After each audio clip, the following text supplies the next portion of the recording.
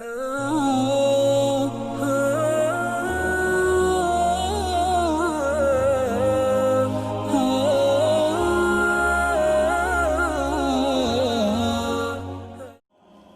کے واسطے امت بنو، اس امت میں اختلاف رہے گا، نہیں مٹ سکتا، اختلاف کے باوجود محبت کا حکم دیا گیا ہے۔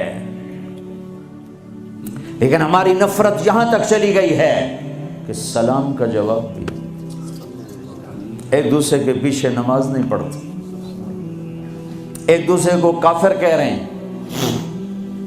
کسی کو کافر کہنا اتنا آسان ہے۔ اچھا اگر وہ کافر ہے اور کہتا میں مسلمان ہوں تو اسے سینے سے لگانا ہم میرے نبی نے سکھایا ہے، دھکا دینا تو نہیں سکھایا۔ عبداللہ بن ابی سے بڑھ کے کون کافر ہوگا؟ جہنم کے 7 قید خانے ہیں، جہنم، حطمہ، لظہ، سعیر، سقر، جحیم، حاویہ، سب سے نیچے حاویہ ہے، اس میں منافق ہوں گے۔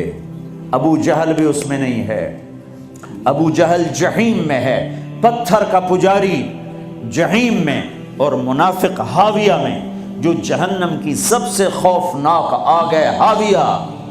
میرے نبی نے تو منافقوں کو بھی سینے سے لگایا۔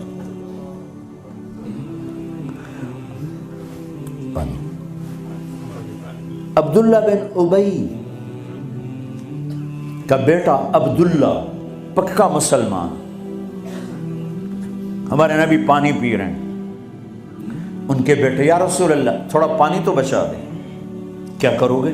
کہ باپ کو پلاتا ہوں شاید ایمان اس کے اندر آ جائے۔ آپ نے دے دیا، ابا یہ پانی پیو۔ کیا ہے؟ کہ اللہ کے نبی کا بچا ہوا ہے، پی لے شاید تیرے اندر ایمان آ جائے۔ کہ جا کہیں سے پیشاب لے وہ پی لوں گا، یہ نہیں پیوں گا۔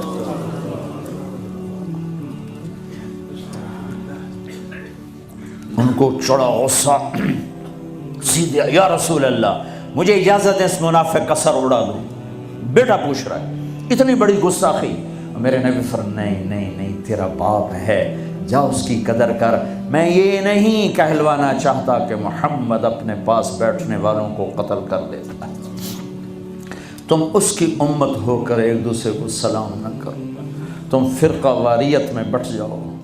تم کیا میسج دے رہے ہو پوری دنیا کے انسانوں کو؟ وہ مرنے پر آیا تو ان کے بیٹے آ گئے، یا رسول اللہ میرا باپ مر رہا ہے، آپ اپنا کرتا تو دے دیں، میں اسے کفن پہنا دوں، شاید بخشا جائے۔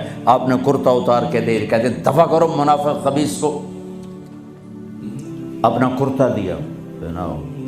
نماز جنازہ تیار ہو، آپ آگے کھڑے ہو گئے۔ حضرت عمر آگے آ کے کھڑے ہو گئے، یا رسول اللہ یہ آپ کیا کر رہے ہیں؟